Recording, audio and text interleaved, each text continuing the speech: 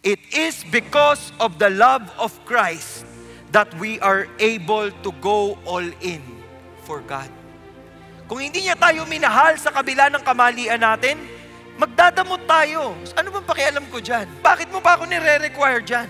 Pero dahil alam mo kung saan ka pinulot ng Panginoon. Alam mo kung gaano kasira ang buhay mo bago ka tumawag kay Lord. O baka ngayon sira ang buhay mo.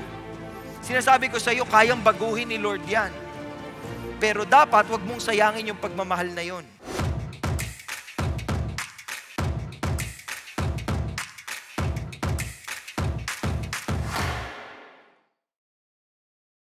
Ang title po ng message natin for this evening is All In for God's Mission. Si Apostle Paul po nag-all in sa mission na binigay sa kanya. And true enough, second to Jesus, he is the most influential Bible character that you will ever read about because he changed a lot of things. By following Jesus and embracing the mission and going all in sa mission na binigay sa kanya ng Panginoon, he changed the culture. He changed the perception for people. He changed the belief system. Marami ho siyang nabago. At marami po sa mga tinuro niya, sinusunod pa rin natin sa ngayon. Kaya po pag nagbabasa tayo ng Bible, siya po ang sisisihin ninyo. Kapag sasabihin niyo, ba't ang daming book sa New Testament? Marami po dyan, sulat niya. Ganong ka-level up itong si Apostle Paul. So, we also want to be like him when we go all in for God's mission. At meron po tayong 4 na points for tonight na sana magkasya sa time natin. Ang points po natin ngayon, PALM, PAM. Pag kasi kayo ay mag-all in sa mission ni Lord, binilalagay ninyo yung puso nyo sa kamay niya. Pag all in ka, pag hindi ka all in, konti lang, bibigay mo lang yung time mo, bibigay mo lang yung konti mong kashing, di ba, mag-aambag ka lang ng konti, o di kaya naman magsisimba ka dito, tapos tutulog ka maya-maya. Depende. Pero pag all in ka, yung buong puso mo nasa palm ng Panginoon. Hawak niya. At yung PALM na yan, itong pag-uusapan natin. Makikita natin sa buhay ni Apostle Paul, meron siyang tamang perspective, meron siyang accountability, meron siyang love, meron siyang mission. So, umpisahan na natin. Proven fact po that 80% of what your brain knows comes from your vision. Marami tayong senses. Meron tayong smelling sense. Yung may tawag doon. Meron tayong sense of taste, sense of smell, sense of touch, common sense. Di ba? Pero 80% ng alam natin ay galing sa kung anong nakikita natin. Ganun kahalaga ang tingin. Okay? Depende kung saan ka nakatingin, it will define how you will live your life. Your perspective will impact your thinking will impact your emotion, and your emotion will impact your action. Kaya kailangan talaga tama ang perspective natin. Si Apostle Paul, sa lahat ng pwede nating pansinin tungkol sa kanya, napakaganda ng perspective niya. Maganda yung tingin niya sa buhay. Tingnan ninyo, sabi sa 2 Corinthians 4:16, therefore, we do not lose heart. Nawawala po ba ang puso? Nawawala po ba ang puso ninyo? Naiiwan nyo ba sa bahay ang puso? Hindi po. Nakakabit po yan sa inyo. Actually, kahit mamatay po kayo, nakakabit pa din po yan sa inyo. Hindi lang siya tumitibok. So, paano nangyayaring we do not lose heart? Ito po ay figure of speech. Pag sinabi mong you do not lose heart, hindi ka pinanghihinaan ng loob. Pinanghinaan na po ba kayo ng loob before? Sa takot, sa problema, yung parang hindi nyo yata kakayanin to. Di ba? Yung parang, Lord, pag binraykan ako nito, hindi na ako makakahinga. Wow. Lord, pag hindi itong naging asawa ko, ayoko nang mabuhay. Mga ganyan. You lose your heart easily. Pero si Paul, sabi niya, we do not lose heart though our outer man is decaying. Pag sinabi mong outer man is decaying, pakitignan po ang katabi ulit. Huwag munang mag-judge. Di ba? Makikita niyo po, pag lalo katabi niyo yung kamag-anak ninyo o kapamilya ninyo, parang dumadami na yung kulubot Parang nagtutubunan na ng mga white hair Di ba? Parang hindi ka na nakakadilat masyado. Di ba? O baka parang Kanina ka patulog. Hindi naman. Dilat na dilat pa naman sila. So, titignan po natin paano natin ito magagawa. Na even if our outer man is decaying, maiisip natin na yung inner man is being renewed day by day. Kaya may panibago kang lakas. Kaya nakakabangon ka sa umaga. Kaya nakakalaban ka sa buhay. Kaya nakaka-function ka pa. Kasi merong kang renewed perspective. May bago sa puso mo na ang Lord lang ang pwedeng gumawa. Sa 2 Corinthians 4 verse 1, sinabi na yan ni Paul. Sabi niya, since we have this ministry, and when you look at your Bibles, 2 Corinthians chapter 4 verse 1, para malaman mo ang ibig sabihin ng therefore, babasahin mo yung ibang part. So pupunta ka ng chapter 3. Pag binasa mo yung chapter 3, ang makikita mo dyan, ministry of spirit, ministry of righteousness, ni-remove ni Jesus, itong mga kasalanan natin, etc., etc. Now, the Lord is spirit, and where the spirit of the Lord is, there is liberty. May kalayaan. Lumalaya tayo kay Jesus Christ. And this is the ministry that Paul was talking about.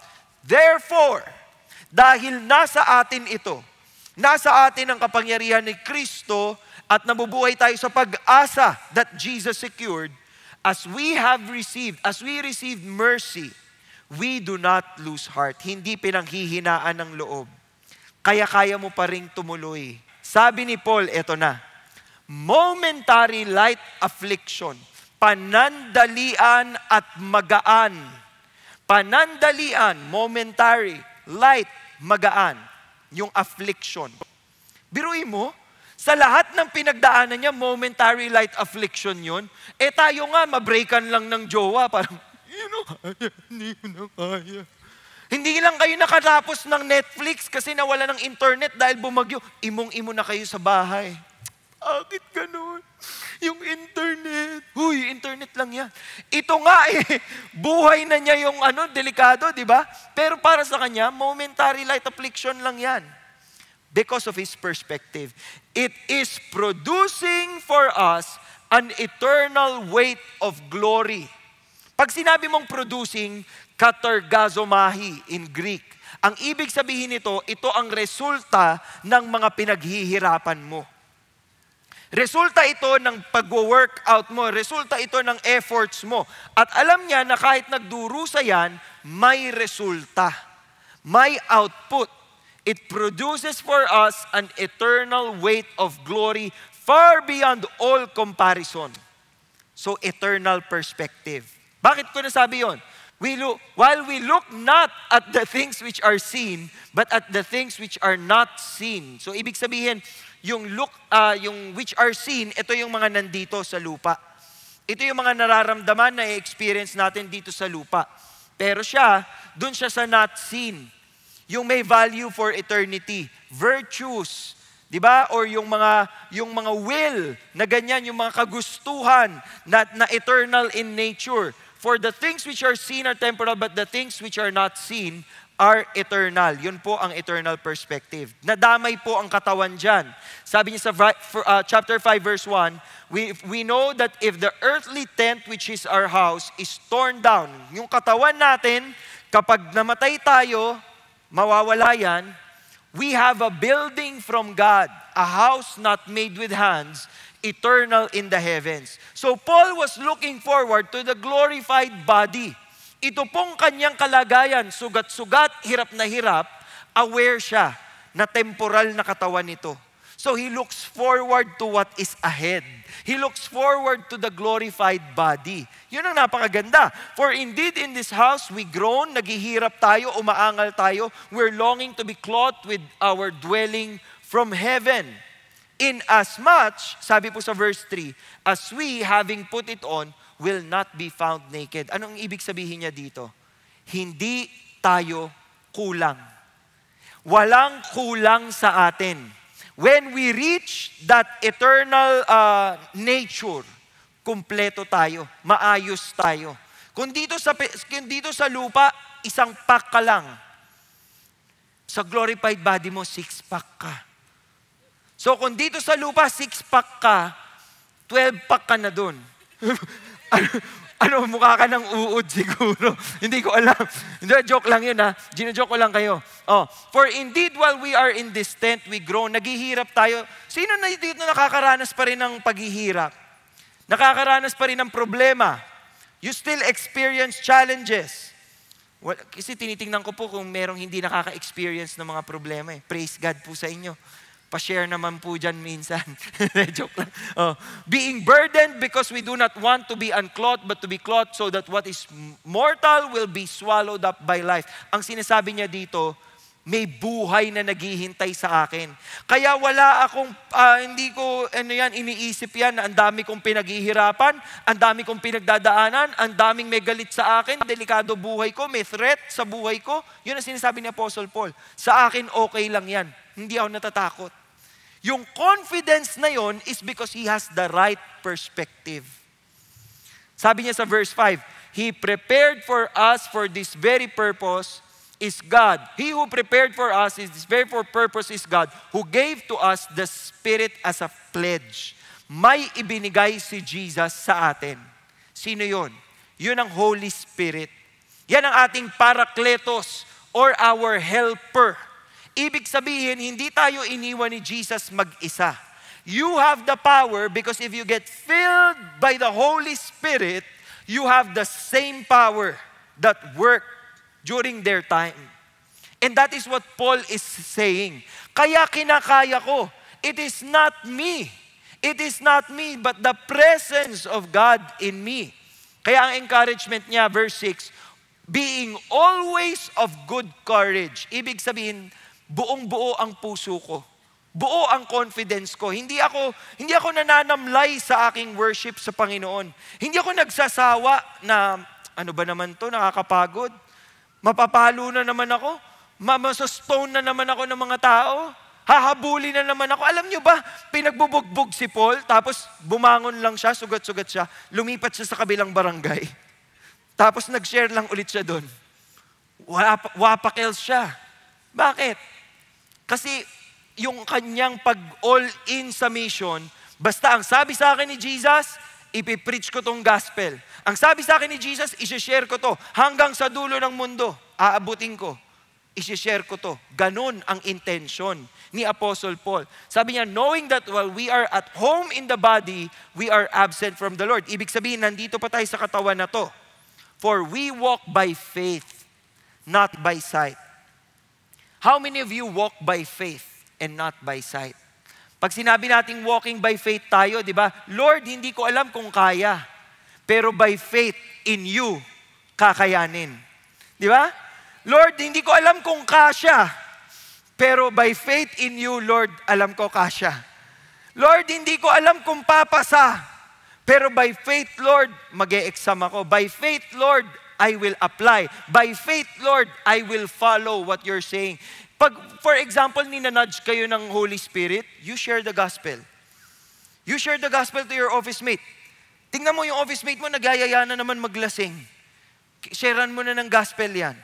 Oh, sasabihin mo, nakakahiya, baka hindi po maniwala sa akin, Lord. Oh, hindi ka walking by faith. Walking by sight ka. Kasi sa tingin mo anong tingin mo? Tingin ko hindi pwede. Tingin ko hindi ko kaya. Hindi.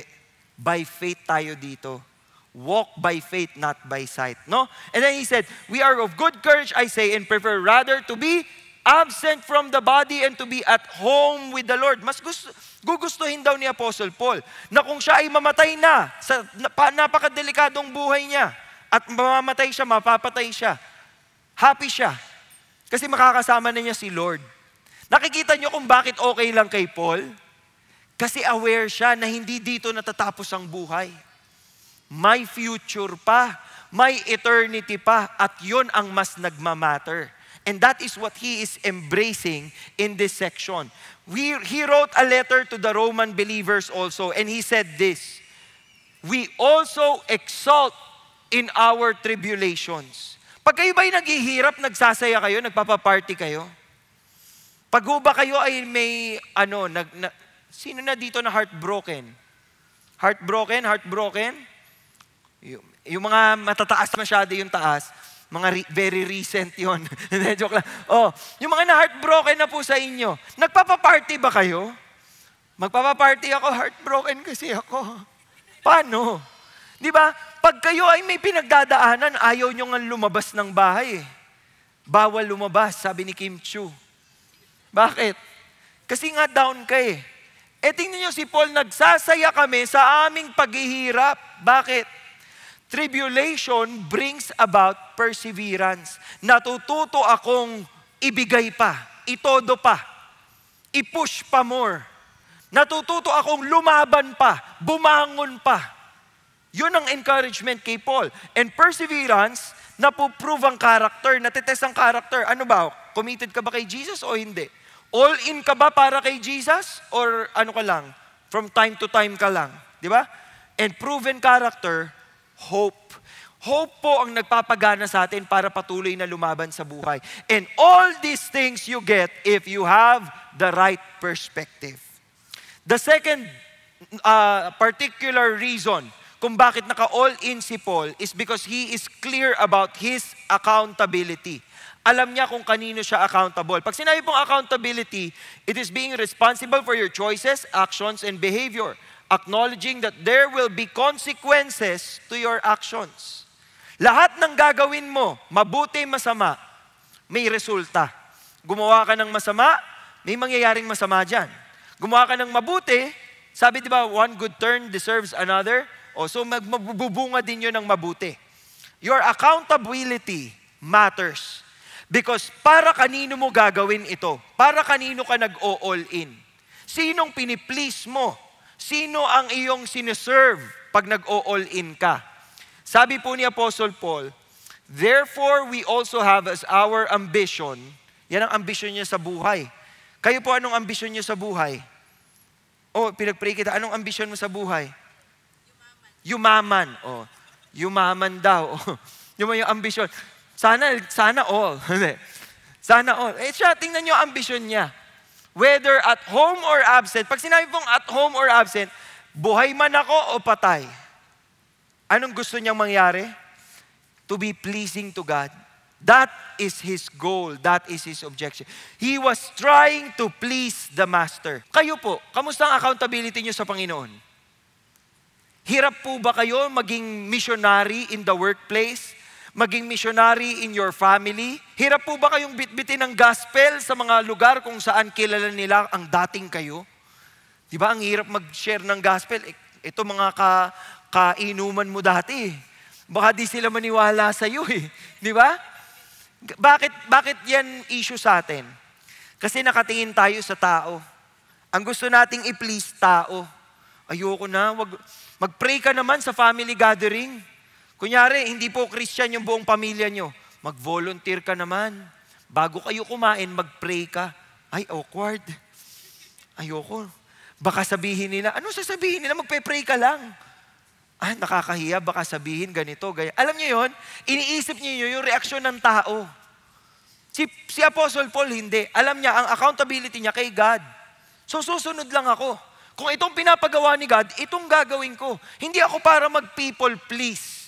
Hindi ako para gawin ko anong gusto ng ibang tao. Gagawin ko anong gusto ni God na gawin ko. Kaya sinabi po niya, we must all appear before the judgment seat of God. Christ.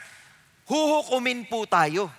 Titimbangin po tayo ano ang ginawa natin so that each one may be recompensed for his deeds in the body according to what he has done, whether good or bad. Bakit ganun? Sasabihin nyo, bakit sinusukat kung anong ginawa? Akala ko ba ang salvation is by grace through faith? Bakit ngayon nagsusukat ng ginagawa? We have to understand this. Totoo po yun. It is by grace you have been saved through faith. Hindi galing sa iyo yan. That not of yourselves, it is the gift of God. Not a result of works so that no one may boast. Bakit titimbangin? Tingnan mo, sinabi ni Apostle Paul sa 1 Corinthians 3, each man's work will become evident. Bakit tinitignan kung anong gagawin? Kailangan nyo po matandaan. When you come to the faith, when you surrender your life to God, through accepting Jesus as your Lord and Savior, repenting from your sins, kailangang may pagbabagong mangyayari sa buhay mo. At yung pagbabagong yun yung sinasabi dito na works. Ano ang ginagawa mo dahil binago ka ni Lord? Are you doing the mission? Are you doing what God wants you to do? Each man's work will become evident, for the day will show it, because it is to be revealed with fire, and the fire itself will test the quality of each man's work. Yun na. Ite-testing na kung matibay ba talaga yung iyong pundasyon. Sabi po ng verse 14, if any man's work which he has built on it remains, he will receive a reward. May reward. Pero, if it is burned up, he will suffer loss. But he himself will be saved. Ibig sabihin, kung kunyari naging Christian kayo at wala kayong ginawa, hindi ho kayo itatapon sa impyerno. Di ba? Hindi ho kayo pahihirapan. Kaya lang po, tingnan niyo yung pagkakaligtas he himself will be saved, yet so as through fire. Bakit? Kasi pahirapan yung patunay na yun eh. Paano mo mapapatunayan na nag-oo ka kay Jesus? Paano mo mapapatunayan na dedicated ka sa Panginoon? Hindi ba yun sa mga makikitang pagbabago sa buhay mo? Hindi yung mga pagbabagong nagliligtas sa'yo. It is your response to the grace and mercy of God. You're doing it because as a response to God's goodness, ginagawa mo itong mga bagay na to. Yun po ang bilin sa atin. So that is accountability. Pangatlo, love. Sino dito mahilig sa love? Okay. Yung mga nagtaas po, mag-asawa po ba kayo? Okay, very good. Ayan, hello po, si Tita. Love. Love is a powerful object, no?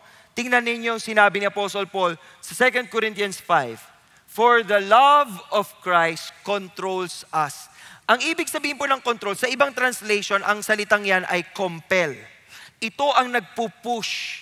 So pag inaral niyo pong ibig sabihin itong salitang to, ito po yung nakakapit sa atin. Ito yung nagpupush sa atin. Ito yung nagpapagana sa atin. Ang nagpapagana daw po kay Apostle Paul at sa team niya ay ang love ng Panginoong Hesukristo. Nakakagana ba yun? Na mahal ka ni Jesus, kaya gaganahan ka to go all in for His ministry? Dapat po. No? Sabi dito, having concluded this, that one died for all, therefore all died, and He died for all, so that they who live might no longer live for themselves. Yung pagkabuhay at pagkamatay ni Kristo at muli niyang pagkabuhay ay para tubusin tayong lahat. To take us away from our sins. Because He rose again on their behalf. Ibig sabihin, by Jesus' resurrection, meron tayong access to second chance. Meron tayong access to third chance. Meron tayong access to fourth chance. Bakit? Kasi binayaran ni Jesus yung kailangan bayaran. Pinalaya tayo ni Jesus Christ. Kaya ang glory na pupunta sa Kanya. Di ba? Ang love ng Panginoon, napaka-powerful. Si Pedro po, kilala niyo po si Pedro, si Peter? Si Peter Tanchi. Hindi, joke lang. Si Apostle Peter. Kilala niyo siya? Si Apostle Peter po, anong pinaka-nakakahiyang ginawa ni Apostle Peter? Pinakamaling ginawa. Dininay niya si Jesus. Di ba? Dininay niya si Jesus sa hearing ni Jesus bago siya ipako. Sabi, huy, kasama mo yan ah. Lo, ganon. Lo, hindi ah. 1 point. Hindi, kasama ka. Ikaw yung kasama, kilala kita eh. Siga ka nga eh. Hindi ako yun. Hindi ko kilala yan. Pangalawa na. Ay, kilala ko to. Katropa ni Jesus. Hindi nga, hindi ko kilala yan. Tiktilao. Di ba? Pinagkalululo niya si Jesus eh. Tapos pinagsisihan niya yun. Nung nakita niya si Jesus na nahatulan, takbo siya sa kahihiyan. Wala na, ayaw na niya. Sabi niya, mangingisda na lang ako. Nung namatay na si Jesus, balik siyang pangingisda. Nabuhay si Jesus muli. Hinanting siya eh. Sinalubong siya sa Galilee. Di ba? Pinakain ng breakfast. Naalala niyo ba yung kwento? Halika, mag-almusal kayo. Ramdamin niyo kung gaano ka-awkward yun para kay Pedro. Ha? Magbe-breakfast kami. Naalala niya, sabi ko, hindi ko siya kilala. Siguro habang nagkakamay siya, parang, ako nakakaya naman. Tapos anong ginawa ni Jesus? Tinanong, Simon, son of John, do you love me more than this? Mahal mo ba ako talaga? Sabi ni Peter, opo. Hindi pa natapos si Jesus doon. Nagtanong pa ulit, second time, do you love me? Siguro yung subo ni Peter, parang, mahal po kita. Tapos, nakasmile si Jesus sa kanya. Peter, Simon, son of John, do you love me? Siguro po yung puso ni Peter umiiyak na. Alam mo yun? Kasi 3 beses niya sinabi, hindi ko yung kilala. Tapos 3 beses din hiningi ng Panginoon sa kanya yung sagot. Do you love me? Siguro yung puntong yun, iyak na iyak. Oh Jesus, sorry na. Alam niyo ginawa? Pinatawad. At dahil minahal siya ng Panginoon at pinatawad, grabe ang naging ministry ni Peter. Siya ang nag-lead doon sa mga disciples nung nawala si Jesus, nung nag-ascend na si Jesus. Ganon ang kapangyarihan ng pag-ibig. O ngayon gawin nating tungkol kay God. Anong gagawin nyo dahil sa pag-ibig ng Panginoon? What can you give because Jesus gave His all?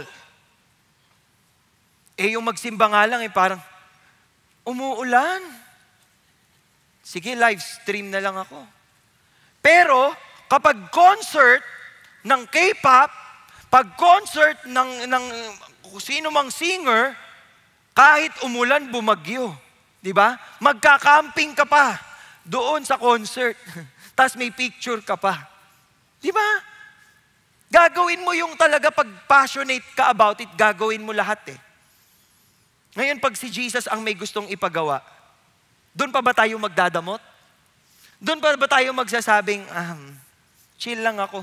Ako yung Christian na sa service, nakataas kamay, pero sa bahay, normal lang ako. Baka nga hindi pa halata na Christian ako eh. Bakit po ganun? Bakit sa church lang tayo nakikitang Christian? Yung love na yan ay si Jesus ang nagbibigay. Kaya kaya natin gawin because He loved us so much. It is because of the love of Christ that we are able to go all in for God. Kung hindi niya tayo minahal sa kabila ng kamalian natin, magdadamot tayo. Ano bang pakialam ko dyan? Di ba? Bakit mo ba ako nire-require dyan? Pero dahil alam mo kung saan ka pinulot ng Panginoon. Alam mo kung gaano kasira ang buhay mo bago ka tumawag kay Lord. O baka ngayon sira ang buhay mo. Sinasabi ko sa iyo, kayang baguhin ni Lord yan. Pero dapat wag mong sayangin yung pagmamahal na yon. Kadalasan ngayon ng mga tao, sinasayang ang pagmamahal eh. Minahal ka na nga, magmamahal ka pa ng iba. Wow. Wag mo sayangin yung pagmamahal. Kung binigay sa iyo ng todo, tumodo ka rin. Kung binigay sa iyo ng todo ni Jesus, itodo mo rin para sa Kanya. Nakatodo ba tayo for the Lord? Okay, konti lang po nakatodo. Bakit ganyan kayo? Yan, ganyan. Huli po nating punto, mission. Ano ba ang mission? Ano bang mission natin? Sinabi po sa 2 Corinthians 5:17, if anyone is in Christ, he is a new creature. The old things passed away, behold, new things have come.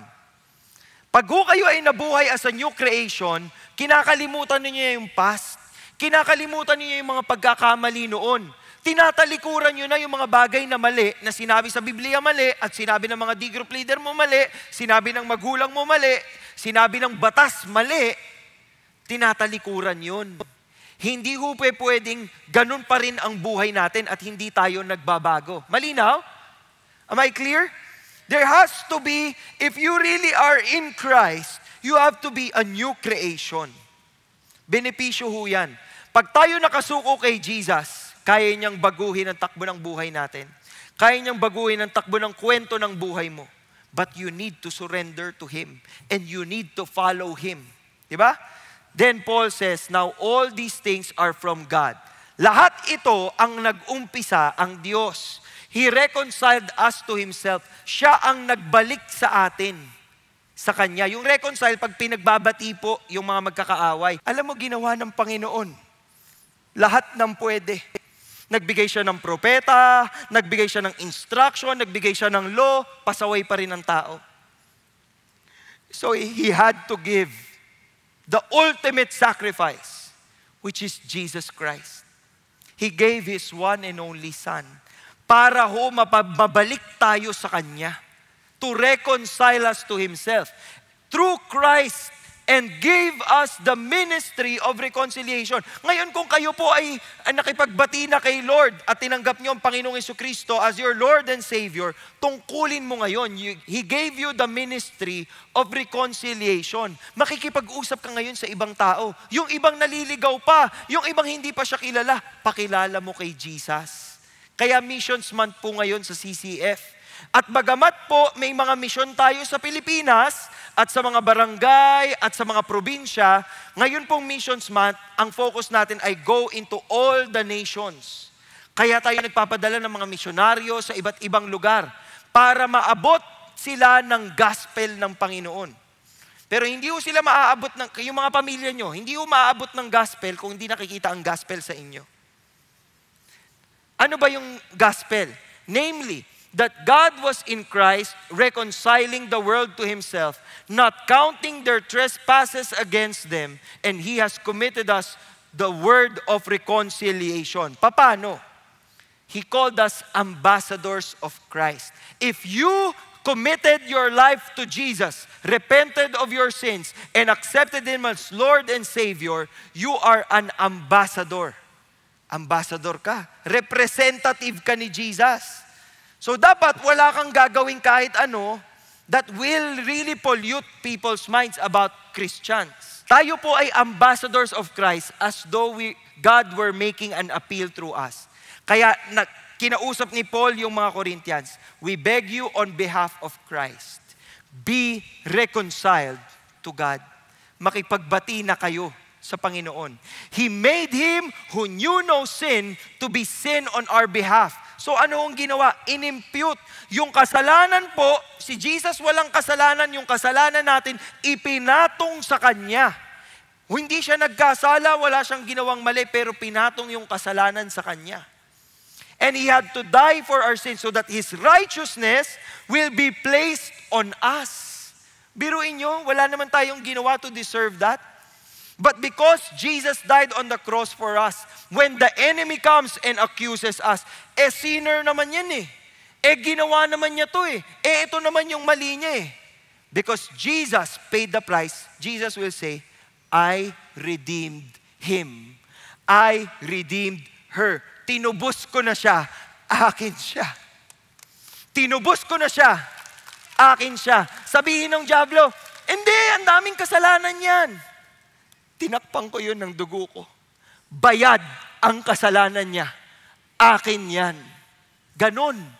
So, isipin ninyo po yung pagmamahal ni Kristo.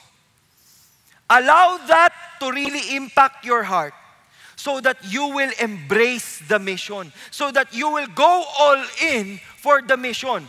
We call people to be reconciled with God. Kung katulad po ng ating pag-reconcile sa Kanya. If God calls you to go all in, you go all in. Dahil sa Panginoon, pag nag-all in kayo, hindi kayo lugi. Because the reward is full.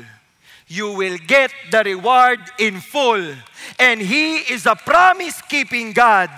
And He will deliver. So wag ho kayong matakot. Wag ho kayong magdamot. When God tells you to do this, you go all in for God's mission. Pumikit po tayo at yumuko. Panginoong Diyos na pinakamakapangyarihan sa lahat, nagpapasalamat po kami sa inyong katapatan, nagpapasalamat po kami sa inyong kabutihan, nagpapasalamat po kami sa kilos mo sa aming buhay. At this point in time, I want to pray for two types of people. For the first one, I want to pray for, hindi nyo pa nasuko ang buhay nyo kay Jesus Christ.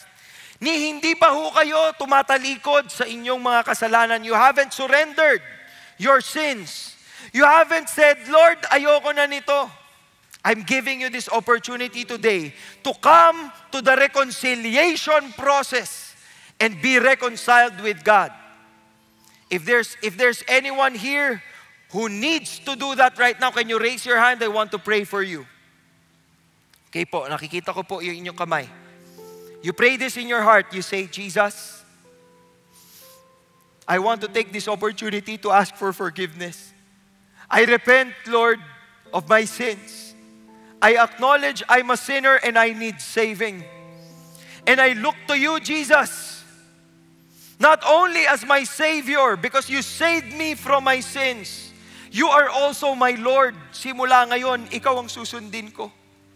I give my life to you. I give my all to you.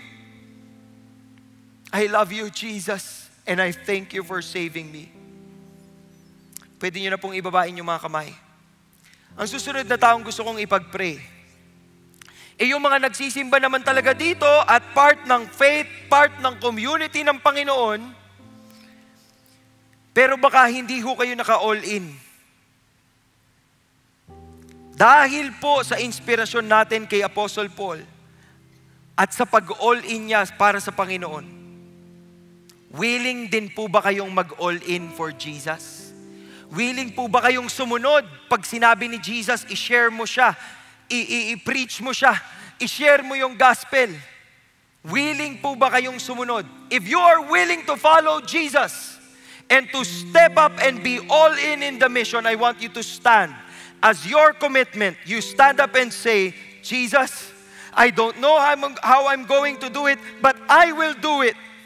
I don't know if I can do it, but I know you can do it. Today, Lord, we commit.